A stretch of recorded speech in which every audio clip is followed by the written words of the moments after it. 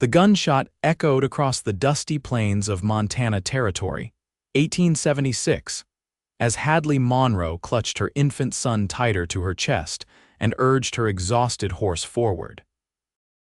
Blood seeped through the sleeve of her tattered dress, but she couldn't stop, not with the baby's cries growing weaker and the horizon offering no promise of shelter as the sun began its merciless descent. Preston Reed wiped sweat from his brow as he hammered the final nail into the fence post. 6 months on this land, and he was finally starting to call it home. His small ranch sat nestled in a valley between rolling hills, the modest cabin and barn a testament to his determination to build something of his own after years of driving cattle for other men. The distant sound of hoofbeats drew his attention. Visitors were rare out here, 20 miles from the nearest town of Willow Creek. Preston set down his hammer and squinted against the setting sun. A horse approached, its gait uneven, rider slumped forward. What in tarnation? He muttered, reaching for the rifle he kept propped against the fence post, not out of immediate hostility, but caution. The Montana Territory had its share of outlaws and desperate folk. As the horse drew closer, Preston's grip on his rifle loosened. It was a woman, barely staying upright in the saddle, and she appeared to be holding something against her chest. "Help," she called weakly, her voice carrying on the wind. "Please help us." Preston dropped his rifle and ran toward her. Just as he reached her, she slipped from the saddle. He caught her before she hit the ground, and it was then he saw the bundle in her arms, a baby, no more than a few months old, face red from crying but now whimpering softly. "Madam? Madam, can you hear me?" Preston asked, lowering her gently to the ground. Blood stained her sleeve and her skin was hot with fever. "My son," she whispered, her eyes fluttering. "They'll kill him, please." "Who's after you? Who did this?" Preston asked, but her eyes had closed. The baby started crying again, a weak, pitiful sound that stirred something deep in Preston's chest, a protective instinct he didn't know he possessed. "It's all right," he said softly to the infant. "It's all right now. Let's get your mama inside." Preston carried the unconscious woman to his cabin, the baby nestled awkwardly in the crook of her arm. Inside, he gently placed her on his bed and took the infant from her. The child was surprisingly light, wrapped in a soiled blanket. "Hey there, little fella," Preston said, feeling utterly out of his element.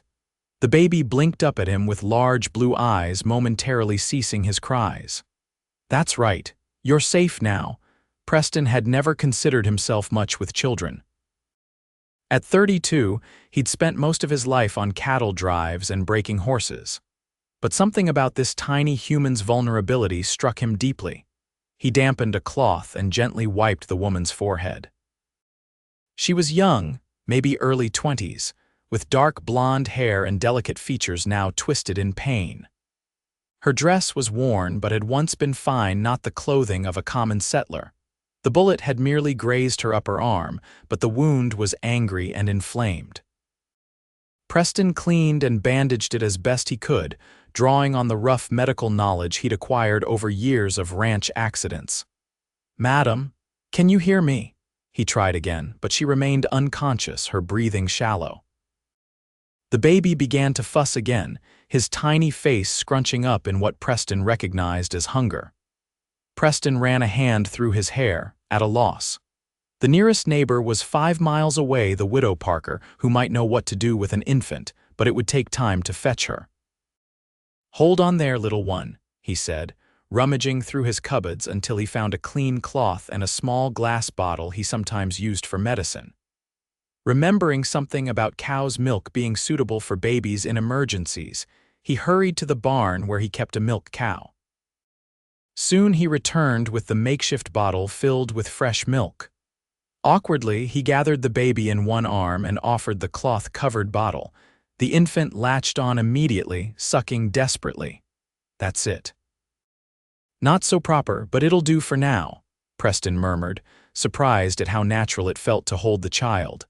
As night fell, Preston divided his attention between the feverish woman and the hungry baby.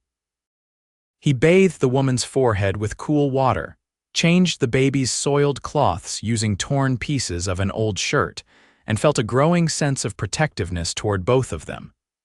It was well past midnight when the woman's eyes finally fluttered open. "My baby," were her first words, her voice hoarse with fear. "He's right here," Preston assured her, bringing the sleeping infant from the makeshift cradle he'd fashioned from a wooden crate. "He's safe. You both are." Relief flooded her face as she reached for her child with trembling hands. "Thank you," she whispered, tears spilling down her cheeks. "I'm Preston Reed," he said gently. "You're on my ranch about 20 miles west of Willow Creek." "Hadley," she replied after a moment's hesitation. "Hadley Monroe, and this is James." "That's a fine name," Preston said, filling a cup with water and helping her drink. "Miss Monroe, who did this to you? Who's after you and your boy?" Hadley's eyes darkened with fear. "My husband's brother, Howard Blackwood. After my husband died, he wants everything." She clutched James tighter. "Including disposing of his brother's heir," Preston's jaw tightened.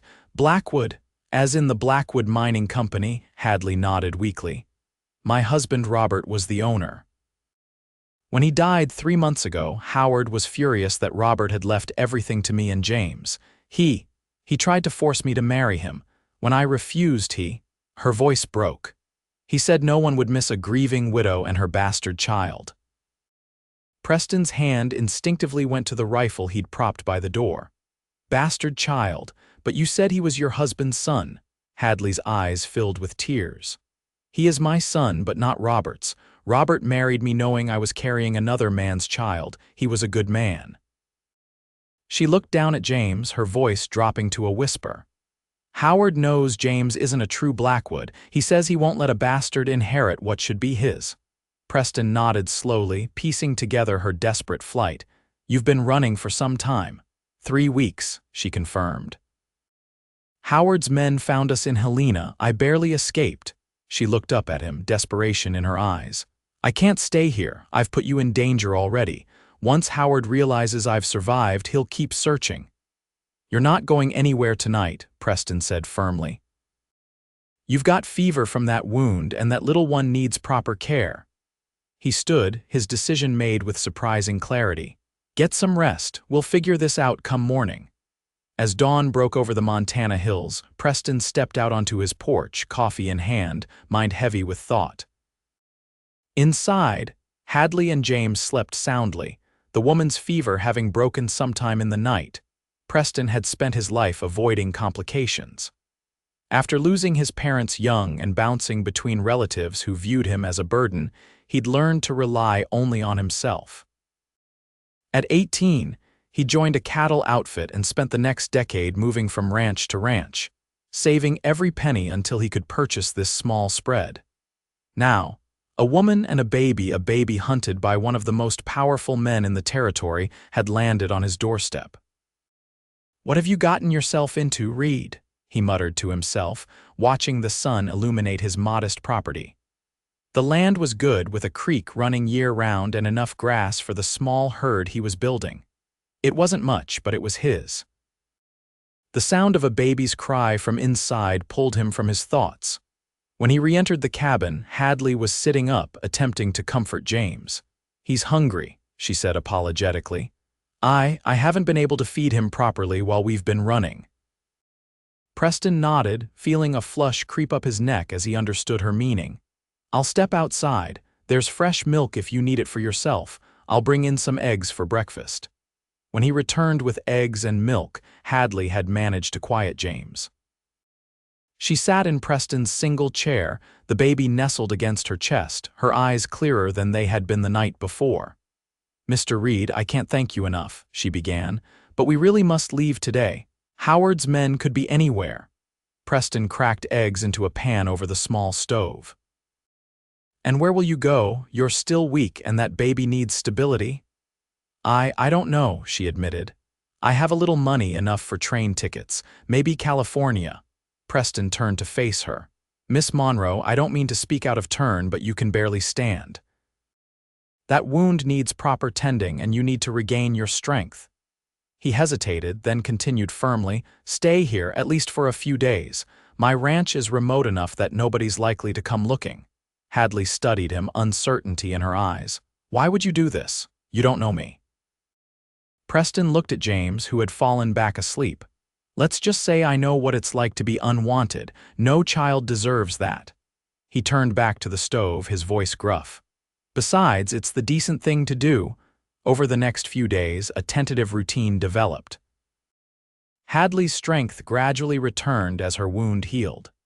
She insisted on helping with chores, despite Preston's protests, and proved surprisingly capable for someone who'd clearly been raised in comfort. My father had a small farm before he struck silver, she explained one evening as she helped Preston prepare supper. I wasn't always a mining heiress. Preston had ridden into Willow Creek the second day, returning with supplies for the baby and some proper clothes for Hadley, whose dress had been beyond saving. He'd also sent a telegram to a former trail boss who now worked as a lawman in Helena, discreetly inquiring about Howard Blackwood. 5 days after Hadley's arrival, Preston's friend replied, Blackwood offering reward for sister-in-law and child. Claims she murdered husband. Tread carefully. Preston crumpled the telegram in his fist, his jaw clenched tight. He found Hadley hanging laundry behind the cabin, James sleeping peacefully in a basket at her feet. He's claiming you murdered your husband, Preston said without preamble, Hadley's face drained of color. What? My friend in Helena says Blackwood's put out word that you killed Robert and fled with the baby. Preston watched her reaction carefully. That's absurd. Tears filled her eyes. Robert died of pneumonia. There were doctors present, witnesses. Howard is twisting everything. She sank to her knees beside the basket. No one will believe me now. Preston knelt beside her. I believe you. She looked up at him, and something passed between them, a moment of understanding that transcended their brief acquaintance. You should know, Preston continued. He's offering a reward, $500 for information leading to your capture. 500. Hadley whispered. That's enough to tempt anyone. Preston nodded grimly. Which means we need a plan. You can't keep running forever. That evening, as James cooed contentedly on a blanket near the fire, Preston and Hadley discussed their limited options. If I could reach San Francisco, Hadley said, Robert had a business partner there who might help us. But Howard will have men watching the trains, the stagecoaches. And you can't exactly disappear with a baby, Preston added, pacing the small cabin. He stopped suddenly, an idea forming. Unless what? Unless you weren't Hadley Monroe anymore. He turned to face her. What if you were Mrs. Reed? A rancher's wife, passing through Montana with her husband and their son. Hadley stared at him. You're suggesting we pretend to be married. It would give you protection, a new identity. We could travel to California together, make it look like we're just a family seeking new opportunities. Preston ran a hand through his hair. It's just a thought. It's not a terrible one, Hadley admitted after a moment, but I couldn't ask you to uproot your life. This ranch is everything to you. Preston looked around the cabin he'd built with his own hands. Land is just land. There's plenty more of it further west. He surprised himself with how easily he said it, how little the prospect of leaving bothered him compared to the alternative, sending Hadley and James back into danger. Why would you do this? Hadley asked again, her voice soft. Preston's eyes fell on James, who had grabbed his own tiny foot and was examining it with fascination. That boy deserves a chance, he said simply. Then, meeting Hadley's gaze, he added, and so do you. The plan took shape over the next 2 days. Preston would sell his cattle and equipment, not the ranch itself, which would take too long, and they would travel west by wagon rather than train, avoiding the main routes where Blackwood's men might be watching. We'll need wedding rings, Hadley pointed out practically. And documents. I know someone in town who can help with papers, Preston replied.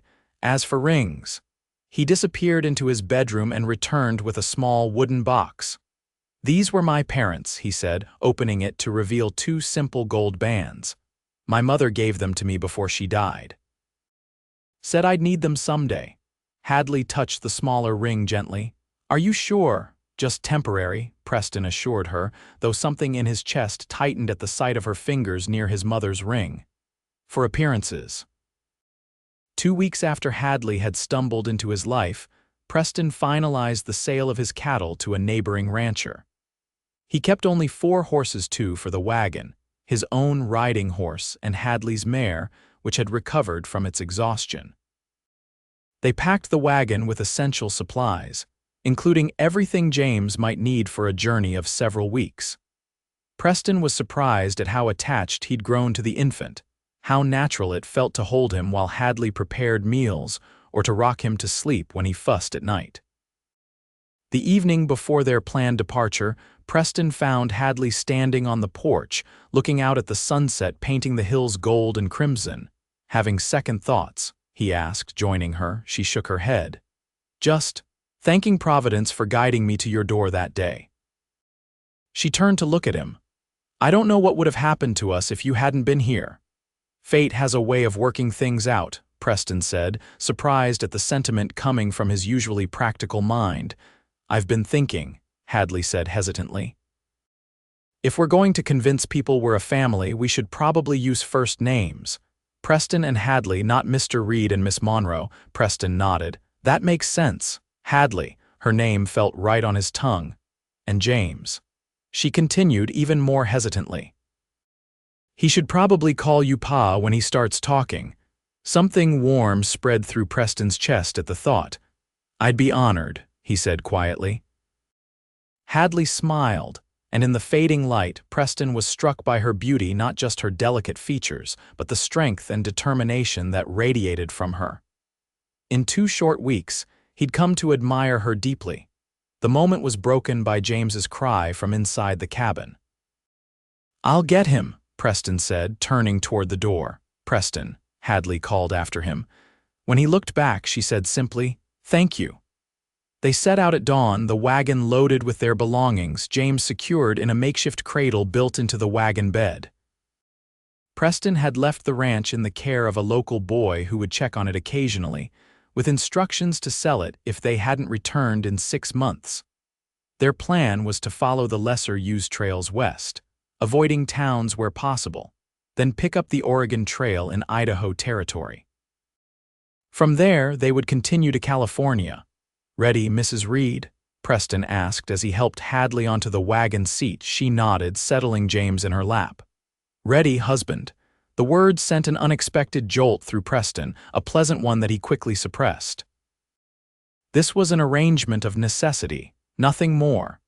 The first day passed uneventfully as they put distance between themselves and Willow Creek. They made camp that evening by a small stream, Preston building a fire while Hadley tended to James. "You're good with him," Preston observed as he watched Hadley gently bathing the baby with water warmed by the fire. "He makes it easy," she replied, smiling down at her son. "He's a good baby. May I ask?"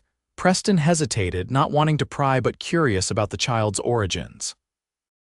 "His father," Hadley's smile faded slightly. "A man I loved once. He didn't want a family." She wrapped James in a clean blanket. "When I discovered I was expecting, he was already gone. Robert was a business associate of my father's. He offered marriage protection for both of us." "He sounds like a good man." "He was. Older kind. It wasn't a love match, but he cared for us." She looked up at Preston. "What about you? No wife, no children of your own?" Preston poked at the fire. "Never found the right woman, or maybe never stayed in one place long enough to look properly." He smiled ruefully. "The cowboy life doesn't lend itself to settling down. Yet you built that ranch, figured it was time to put down roots. 32 is getting old for riding the range," he shrugged. "Just didn't expect to be pulling them up so soon." "I'm sorry," Hadley said softly. "Don't be. Some things are more important than a piece of land." They fell into silence, the crackling fire and James's occasional coos the only sounds. Preston couldn't remember the last time he'd felt so at peace, despite the uncertainty of their situation. The next morning, they continued their journey. The weather held, warm days giving way to cool nights as they made their way westward. Preston taught Hadley how to drive the wagon, and she proved a quick learner. In turn, she shared stories of her life before her childhood in Colorado, her brief time in Boston schools, her return west after her father struck it rich. "I never quite fit in society circles," she admitted. "Too much mountain girl in me, I suppose." "Nothing wrong with that," Preston replied. "Fancy manners don't count for much when you're facing real troubles." On the fourth day, they encountered their first test when they needed supplies and had to stop in a small trading post. Preston went in first, Hadley following with James, her hair tucked under a bonnet, her wedding ring prominently displayed. "Afternoon," the shopkeeper greeted them. "Don't get many families through here." "Just passing through," Preston said casually. "Heading to California." "My wife's brother has land near Sacramento." The shopkeeper nodded, eyeing Hadley and the baby. "Cute little fella. How old?" "4 months," Hadley answered, her voice steady though Preston could sense her tension. "He has his father's eyes," Preston added, placing a protective hand on Hadley's shoulder. The shopkeeper smiled. "Seems he does at that. What can I help you folks with today?" They purchased their supplies and left without incident, but the encounter left them both shaken by how easily they could have been recognized. "You did well," Preston told Hadley as they drove away. "Especially that part about James having my eyes." Hadley glanced at him. "I didn't say that." "You did," Preston blinked. "Did I?" He looked down at James, who was indeed staring up at him with big blue eyes not unlike his own. "Well, I'll be." They both laughed, the tension breaking, and Preston felt something shift between them, a deepening of trust, perhaps, or something more. As the days passed and they left Montana behind, entering Idaho territory, their pretend marriage began to feel less like a ruse and more like a comfortable reality. They developed routines and rhythms, learning each other's habits and preferences. Preston discovered that Hadley hummed when she was content, always the same tune he couldn't quite place. Hadley learned that Preston talked in his sleep, mostly about horses and cattle prices, and James thrived under their combined care. He grew stronger daily, his smiles coming more frequently, particularly for Preston. "He likes you," Hadley observed one evening as Preston bounced the baby on his knee, eliciting delighted giggles. "Smart boy," Preston replied with a wink that made Hadley blush. They were a week into their journey when disaster struck. A sudden storm overtook them as they traveled through a narrow valley, the rain coming down in sheets that quickly turned the trail to mud. As they struggled up a slope, a wheel caught in a rut, and the wagon lurched violently. Preston fought to control the horses as the wagon tilted precariously. "Hold on," he shouted to Hadley, who clutched James tightly against her chest. The wagon slid sideways, then tipped, sending them all tumbling. Preston managed to grab Hadley and James, pulling them clear as the wagon rolled onto its side, spilling their supplies across the muddy ground. "Are you hurt?" Preston asked urgently, rain pouring down his face as he checked them both. "We're all right," Hadley assured him, though her dress was torn and muddy. James, protected by his mother's body, seemed more startled than injured. They took shelter under a rocky overhang while the storm raged.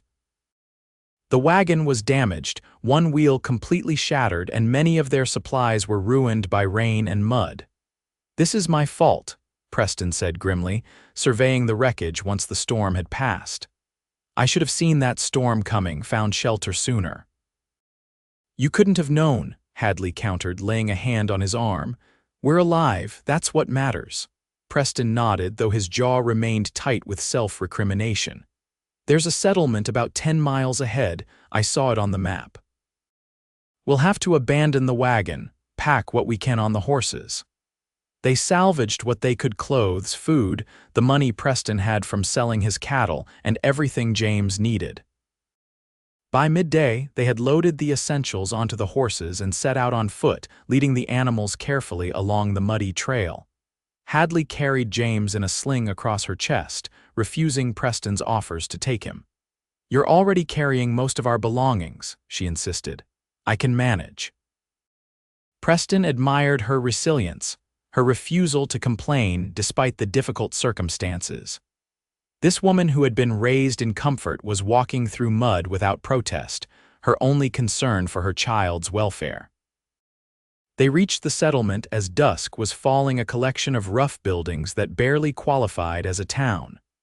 The sign proclaimed it Pine Tree Crossing, though Preston could see few pines and no obvious crossing. The only establishment still showing lights was a combination saloon and hotel. Preston hesitated outside. "Wait here," he told Hadley. "Let me make sure it's safe." Inside, he found a typical frontier saloon, a bar, a few tables of card players, a piano that had seen better days. The patrons were mostly miners and freighters, rough men but not obviously dangerous. The proprietor, a heavy-set man with a bushy mustache, eyed Preston curiously. "Help you, stranger, need a room," Preston said. "For my wife, our baby, and myself had an accident with our wagon about 10 miles back." The man nodded sympathetically. "Got one room left." "Nothing fancy, but it's clean. $1 a night, includes breakfast." "We'll take it," Preston said, placing a coin on the bar. "And is there somewhere my wife can wait?" "That's not. In here." He gestured to the saloon. "Side entrance leads to the hotel part," the proprietor said, handing over a key. "Room 3, top of the stairs. Kitchen's closed, but I can rustle up some stew if you're hungry." "Much obliged." Preston returned to Hadley and led her around to the side entrance, carrying their belongings while she held James.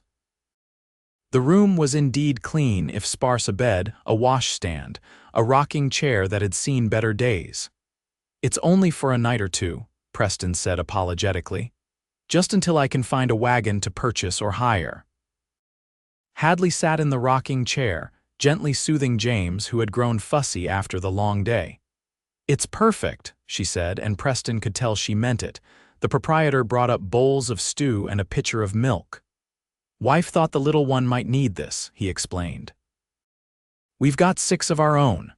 "Thank you," Hadley said warmly. "Your kindness is appreciated." After they ate, the awkwardness of their situation became apparent. There was only one bed. "I'll take the floor," Preston said immediately. Hadley looked at the narrow space between the bed and the wall.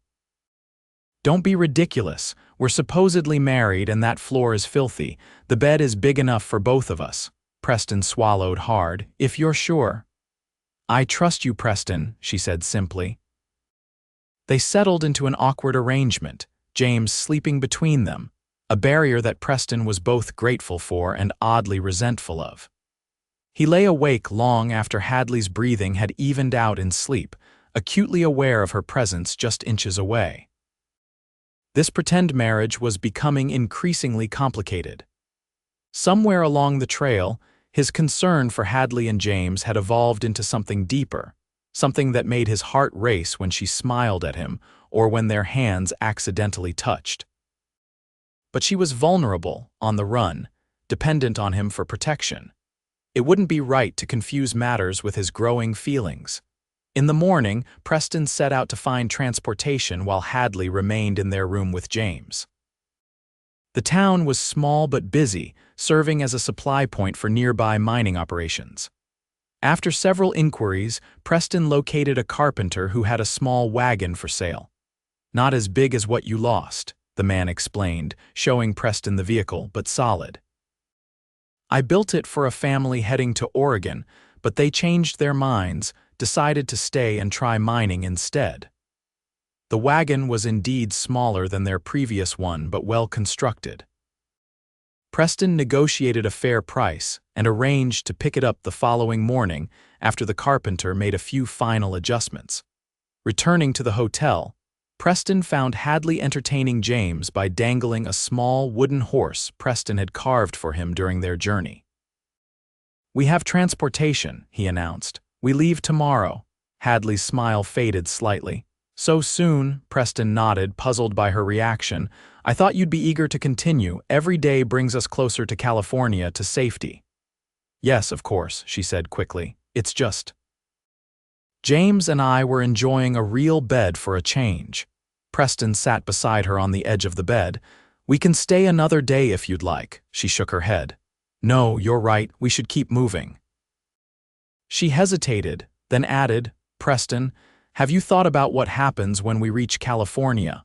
The question caught him off guard. In truth, he'd been so focused on getting them safely to their destination that he hadn't considered what came after. I suppose you'll contact your husband's partner, he said slowly.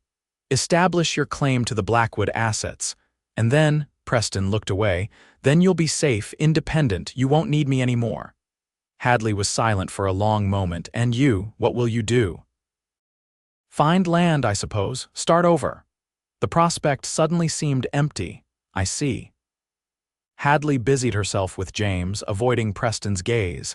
That evening they ate dinner in their room, the conversation stilted compared to their usual easy exchanges. Preston attributed it to exhaustion and the stress of their situation, but part of him wondered if Hadley was also contemplating their inevitable parting. As they prepared for bed, James already asleep in the center of the mattress, Hadley suddenly asked, "Do you ever regret helping us?" Taking on this burden, Preston looked at her in surprise. Regret, not for a moment. But you've given up everything, your ranch, your plans, and for what? For strangers who brought danger to your door. Preston moved closer, taking her hands in his. Hadley, look at me. When she raised her eyes to his, he continued, You and James aren't strangers anymore, and some things are worth giving up everything for. Her eyes glistened with unshed tears. I don't want to be your burden. You're not, he said firmly. You're. He hesitated, suddenly aware of how close they were standing, of how his heart was pounding in his chest. The moment stretched between them, filled with unspoken words and growing tension.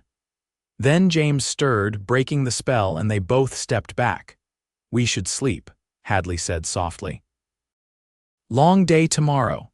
Preston nodded, feeling like he'd missed an opportunity but not sure what it might have been. They left Pine Tree Crossing the next morning, their new wagon loaded with replenished supplies. The smaller size meant they sat closer together on the seat, James secured in his cradle just behind them. Preston was acutely aware of Hadley's arm occasionally brushing against his as she held the reins. They made good progress that day, following a better road than before.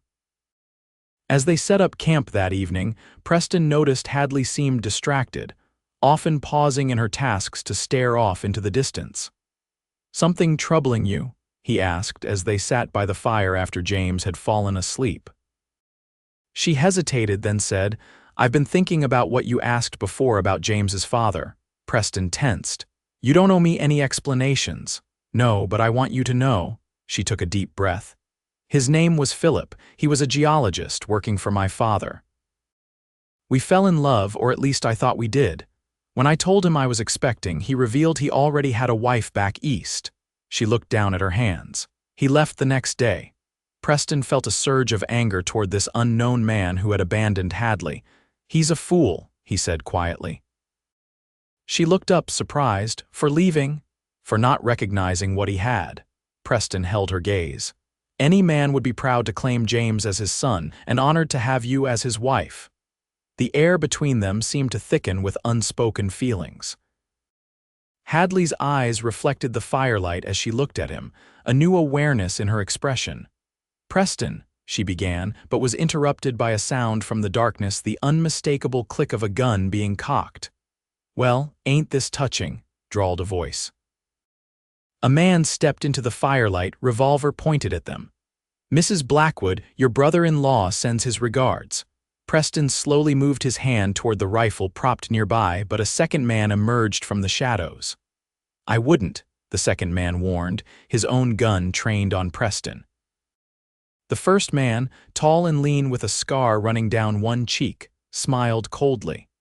Howard Blackwood's mighty anxious to see you and that baby, madam. $500 is good money for finding a murderess. I didn't murder anyone, Hadley said, her voice surprisingly steady despite her pallor. That's for the judge to decide, the scarred man replied. Now you'll be coming with us nice and quiet, the baby too. And if I refuse, Hadley asked, edging closer to where James slept, then we take the baby anyway and leave your body here for the coyotes. The man's eyes flicked to Preston. Same goes for your friend here, Preston's mind raced. 2 men, both armed. He might be able to take one, but not both before they could hurt Hadley or James. "She's my wife," Preston said, the lie coming easily now. "And that's my son." "You're not taking them anywhere." The men exchanged glances, momentarily confused. "Wife. Blackwood said she was his brother's widow. She remarried," Preston said firmly. "To me, Preston Reed, we're heading to California to start fresh." The scarred man's eyes narrowed. "Nice try, Cowboy." But Howard described her perfect. "This is Hadley Blackwood, and that baby is Robert Blackwood's heir." "That baby is my son now," Preston declared, his voice carrying such conviction that even Hadley looked at him in surprise. The moment of confusion was all Preston needed. He lunged for his rifle, simultaneously shoving Hadley toward James and away from the gunmen. A shot rang out, the bullet whistling past his ear as he rolled, coming up with the rifle and firing in one fluid motion. The scarred man cried out, dropping his gun as Preston's bullet found his shoulder. The second man fired wildly, missing as Preston took cover behind the wagon wheel and returned fire. The ensuing gunfight was brief but intense. When it ended, both bounty hunters were wounded not fatally, but enough to take the fight out of them. Preston kept his rifle trained on them as Hadley quickly gathered James, who was crying from the noise and their essential belongings. "Who sent you?" Preston demanded. "How did you find us?" The scarred man, clutching his bleeding shoulder, glared. "Blackwood's got men all over the territory. Recognized the woman at that trading post 4 days back. Been tracking you since." Preston's jaw tightened. Their one brief stop had been enough. "You two have a choice," he said coldly. "You can walk back to wherever you came from, or you can be buzzard food. But if you follow us, or if you ever come near my family again, I won't aim for your shoulder next time." The threat in his voice was unmistakable. The men, disarmed and injured, had no choice but to agree. Preston and Hadley quickly hitched the horses to the wagon, leaving the bounty hunters by the dying fire with minimal supplies enough to keep them alive, but nothing more. They drove through the night, Preston pushing the horses as hard as he dared, putting distance between themselves and the men who had found them once and might do so again. It was near dawn when they finally stopped in a hidden glen, the horses exhausted. James had fallen back asleep in Hadley's arms, blissfully unaware of their narrow escape. "They'll report back to Howard," Hadley said, her voice hollow with fear. "They'll tell him you claimed to be my husband, that you called James your son." Preston nodded grimly. "Which means he'll be looking for a family now, not just a woman and baby." He ran a hand through his hair. "We need to change our plan. The Oregon Trail is too obvious.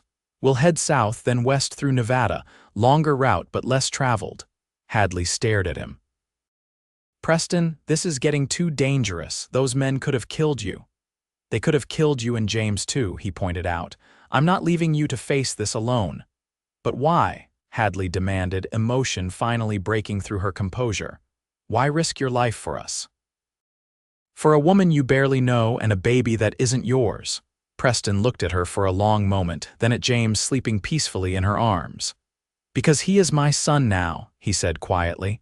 "And because you're—" He took a deep breath. "Because I love you, Hadley, both of you. I didn't plan it, didn't expect it, but somewhere between Montana and here, you became my family." Hadley's eyes widened, a mix of emotions crossing her face: surprise, confusion, and something that looked remarkably like hope. "You love me," she whispered. Preston nodded, suddenly afraid he'd overstepped. "I do. And I know the timing is terrible and you're vulnerable and this whole situation is impossible," but his words were cut off as Hadley closed the distance between them, pressing her lips to his in a kiss that took his breath away. When she pulled back, there were tears in her eyes, but she was smiling. "I love you too," she said softly. "I've been fighting it, telling myself it was just gratitude or dependency, but it's more than that, so much more." Preston cupped her face gently, hardly daring to believe what he was hearing. "Are you sure? Your life has been chaos since Robert died. I don't want to be something else you haven't had time to think through." "Preston Reed," Hadley said firmly, "I've never been more certain of anything." You're a good man, the best man I've ever known. You've protected us, cared for us, risked everything for us. And somewhere along the way, I fell in love with the cowboy who took in a woman and baby no one wanted." Preston kissed her again, pouring all his feelings into it. When they finally parted, he rested his forehead against hers.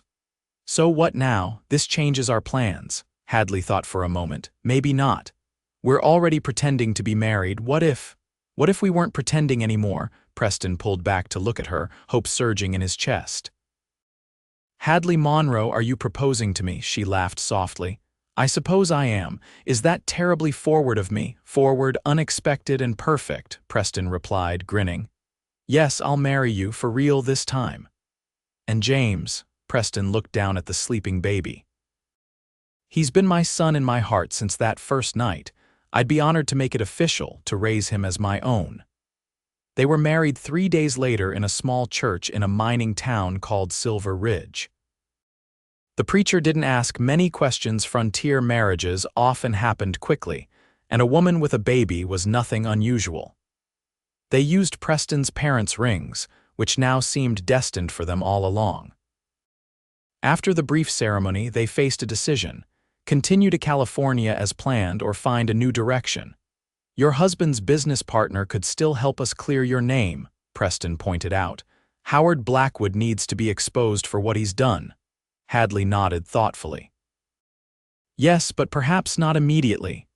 Howard is expecting us to head to California. What if we disappear for a while, give him time to think we've given up or worse?" "Where would we go?" "South," Hadley suggested. "New Mexico territory, perhaps. It's remote, developing. We could build something there like you were doing in Montana." Preston considered this. "Start fresh where no one knows us or is looking for us. Give James time to grow, get stronger." He nodded slowly. "And then, when the time is right, we deal with Blackwood." The decision made, they altered their course southward. The journey was long and not without hardships, but they faced them together, their bond strengthening with each passing day. James thrived under their care, growing from an infant to a toddler who called Preston Pa, and took his first steps in a small house they built on land Preston purchased near Santa Fe. Preston taught him to ride almost before he could walk, while Hadley ensured he learned his letters and numbers. For 2 years, they lived quietly, building a modest ranch and a happy life. Preston raised horses, developing a reputation for quality stock that brought buyers from as far as Texas. Hadley started a small garden that expanded into a productive farm plot, selling vegetables to neighbors and passing wagon trains. News reached them occasionally of Howard Blackwood. His mining empire was growing, though rumors of corrupt practices and mistreatment of workers dogged him. He had apparently given up the search for his sister-in-law and nephew, likely assuming they had perished somewhere along the trail west. It was Hadley who finally decided it was time. "James deserves his birthright," she told Preston one evening as they watched their son, now a sturdy 3-year-old with Preston's blue eyes and Hadley's determined chin, playing with wooden horses Preston had carved for him. "Not for the money, but because it's his father's legacy." "Robert would have wanted him to have it." Preston nodded, his arm around his wife's shoulders. "Then we'll go to California, face Blackwood, set things right." The journey to San Francisco was vastly different from their desperate flight 2 years earlier. They traveled in a comfortable wagon, well-equipped and without the constant fear of pursuit. James chattered excitedly about the new sights, his vocabulary impressive for a 3-year-old. San Francisco was a shock after the relative quiet of New Mexico, a bustling city filled with people from all over the world, drawn by the lingering promise of gold and the growing opportunities of commerce. They found Robert's former business partner, William Hayes, in an elegant office near the waterfront. The older man's eyes widened in shock when Hadley introduced herself. "Mrs. Blackwood, we all thought you were dead," he exclaimed, then noticed Preston and James. "Or is it not Blackwood anymore, Reed?" Hadley corrected with a smile. "My husband, Preston, and our son, James." Hayes invited them to sit, listening intently as Hadley explained everything: Howard's threats, their flight, the bounty hunters, and their new life in New Mexico. "I knew Howard was ambitious, but this—" Hayes shook his head in disgust. "Murder, false accusations, it's beyond the pale." "We need your help," Preston said, "to clear Hadley's name and secure James's inheritance." Hayes nodded thoughtfully. "Robert left everything in trust for the boy, with Hadley as trustee until he comes of age. The documentation is ironclad. If Howard has been operating the company, he's been doing so illegally." "Can you help us prove it?" Hadley asked. "Better than that," Hayes replied. "I can help you reclaim what's yours." The next few weeks were a whirlwind of legal meetings and strategic planning. Hayes arranged for them to stay in a secure property he owned, away from prying eyes, while they built their case against Howard Blackwood. Evidence of Howard's misdeeds mounted quickly once they began looking. Not only had he falsely accused Hadley of murder, but he had embezzled from the company, bribed officials, and even arranged accidents for miners who complained about conditions. "He'll face prison for this," Hayes assured them as they reviewed the documents. "Multiple charges, irrefutable evidence." The confrontation, when it came, happened not in a courtroom but in the Blackwood Mining Company offices. Hayes arranged the meeting, telling Howard only that important investors wished to discuss expansion opportunities. Howard Blackwood had aged in the 3 years since Hadley had last seen him, his hair grayer, his face harder, but the cold ambition in his eyes unchanged. When Hadley walked into the room, Preston and James beside her, Hayes and 2 law enforcement officers behind them, Howard's face drained of color. "Hello, Howard," Hadley said calmly. "It's been a long time." "This is impossible," Howard whispered. "You're dead. You have to be dead."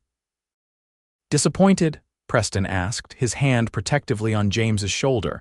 Howard's eyes darted to the exits, but the officers moved to block them. "Whatever she's told you is lies," he said desperately. "She killed my brother, stole his child. James is my son," Hadley interrupted. "Robert's by choice, by law, by love, just as he is Preston's son now." She placed a document on the desk between them. "We have proof of everything, Howard, your false accusations, your theft from the company. The men you've hurt, it's over." What followed was not the violent confrontation they had feared, but a swift, anticlimactic surrender. Faced with overwhelming evidence and no escape, Howard Blackwood crumbled, his empire of lies collapsing around him. The legal proceedings took months, but the outcome was never in doubt. Howard was sentenced to prison for his crimes. The Blackwood Mining Company was returned to Hadley's control as James's trustee, with Hayes installed as operational manager until James came of age. "What now?"